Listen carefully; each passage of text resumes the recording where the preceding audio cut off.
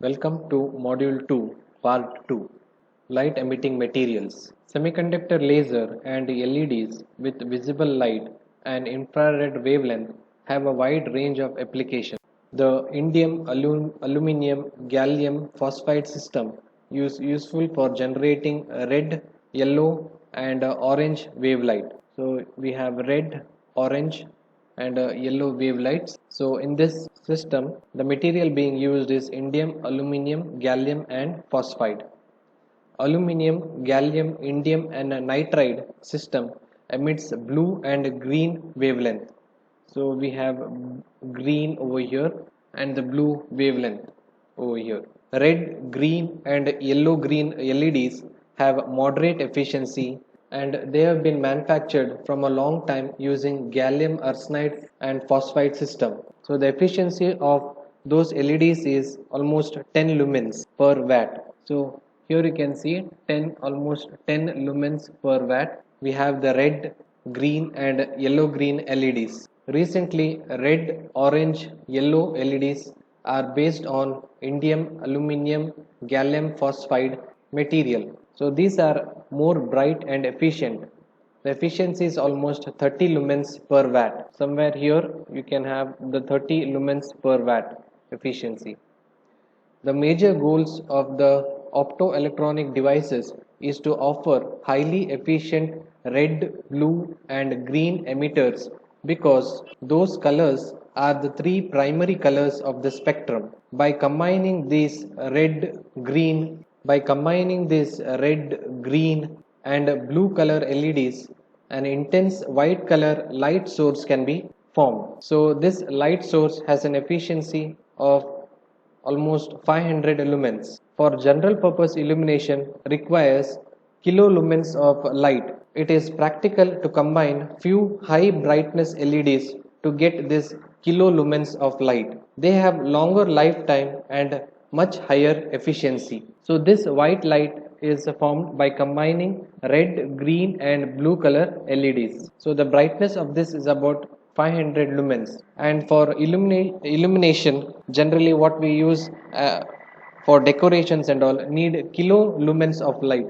So all these LEDs are combined together to form that much amount of light. Recently the cost of LEDs have been reduced, making it more user friendly. Continued application of these LEDs for lighting can reduce the cost and global energy demand. Applications of the LEDs are array of red, green, and blue emitters are being used at outdoor displays and TV screens, in automotive tail lights, especially in the cars, jeeps, and all you can see in the vehicles. All the tail lights we use LEDs, and signal lights. Red, yellow, green LEDs are used for traffic signal lights. The problem faced by LED is many photons that are generated cannot be extracted from the structure if it is a planar structure. So if you have an LED with a plane surface on the top, so we have the two terminals over here, and if it is a plane structure like this, so all the photons cannot be extracted from this particular plane surface. It will just reflect back. Whatever light is generated, it will reflect back into the structure itself. So it is absorbed by this particular material. So this particular material will absorb that particular light. So the reason for this is that the semiconductor has higher refractive index than the surrounding medium. LED undergoes total internal reflection and light gets absorbed. So all the light gets absorbed due to the total internal reflection. Hence the LEDs are domed shaped like this. Most of the LEDs you can find, they are domed shaped like this. So we have a dome shaped encapsulation, just like a capsule, which acts as lens such that larger fraction of the light rays are being extracted. So all these lights are extracted from this particular LED. So the material which generates the lights are being extracted from this. So this cap like structure acts as a lens.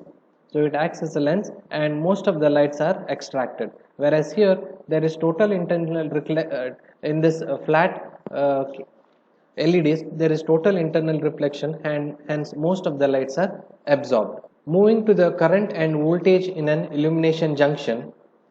So if we have a structure where P is connected to a negative terminal and N is connected to the positive terminal, because your photo detectors operate, or photodiodes operate in reverse bias condition.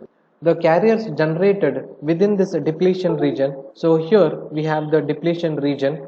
So when the photon or the light falls on this particular material, when it uniformly falls on this particular material, the carriers are generated over here within the depletion region W and are separated by the junction field. Electrons are collected in the N region and holes are collected in the P region. Also, the minority carriers generated thermally within this diffusion length of each side of the junction diffuse to the depletion region. So all these minority carriers, they just diffuse to this, junction. So all the minority carriers diffuse to the junction. So these minority carriers are generated in this P region and the N region, and they diffuse to the depletion region and are swept to the other side of the junction by the electric field. So all these are swept to the other side of the junction by the electric field. If the junction is uniformly illuminated by the photons, so if this entire junction is uniformly illuminated by light with HV greater than Eg, H is the Planck's constant, HV greater than Eg. So if this condition is met, where H is the Planck's constant, V is the frequency of light, Eg is the energy band gap. So if the junction is uniformly illuminated by the photons with HV greater than Eg, then the generation rate GOP participates in the current formation. The number of holes created per second within a diffusion length of the transition region on the N side is A, L, P, GOP. So these are the number of holes created per second within a diffusion length of the transition region in the N side. So in this side, the number of holes created are A, LP, GOP, where A is the cross section area of this N type material, LP is the diffusion length, and GOP is the generation rate. Similarly, the number of electrons created or generated per second within Ln. So within Ln, the number of electrons generated per second are A, LP, GOP, where A is the cross section area of the P material, LP is the diffusion length of the P material, and GOP is the generation rate. And the carriers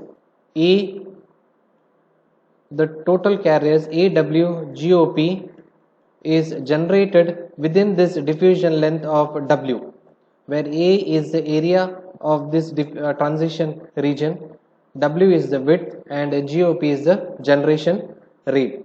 Now the total resulting current due to the collection of these charge carriers optically is given by this particular equation. So charge carriers collected by the N region, charge carriers collected by the P region, then the charge carriers collected by the transition region. So altogether the current is IOP, which is equal to Q into A into GOP. A and GOP are in all the cases. So we have to just add these terms, N plus P plus TR. So A and GOP are constant, so we are taking it out, into Q, where Q is the charge, into the diffusion length, LP plus Ln plus U or W. This is W. So LP plus Ln plus W into Q A GOP will give you the resulting current due to the collection of the charge carriers when the photon or the light falls on this particular material. Thank you.